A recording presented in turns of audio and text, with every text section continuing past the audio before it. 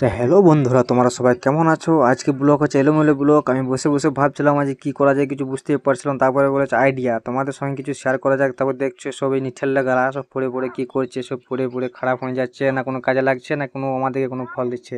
তাই ভাবছি তোমাদের ওটার সঙ্গে শেয়ার করে দিয়ে দেখে নাও সব কি অবস্থা এর।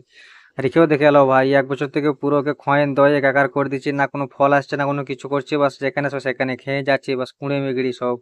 কি বলবো আর এটাকে দেখে এলো পিঁপে গাছ। একে তো বসিয়েছে ভাই, 2 মাস হয়ে গেল, 2 মাস থেকে এখন ওখানেই রয়েছে। কেউ ভাবছি রাখবো কি কি করবো বুঝতে পারছি না।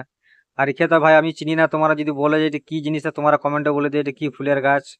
আর এইটুকু আশা করি তোমরা সবাই চিনো এটা কি গাছ, ফুলের গাছ। রান্না করে খাওয়া হয় না খাওয়া হয় না জানি না। আর এই যে দেখো ভাই, ধান বাড়ি তো লয়, মনে হচ্ছে বাঁশ বাড়ি ভাই। কিছুই বুঝতে পারছি না ভাই, এটা কি ধান বাড়ি না বাঁশ বাড়ি, দেখো কিরকম লাগছে দেখতে। আর এই সে এলোমেলো ব্লকের ছেলেটা ভাই, মানে আমি বুঝতে পারছো কি বলবো না কি করবে, যদি দিশে পাচ্ছে না কিছুই। আর তাই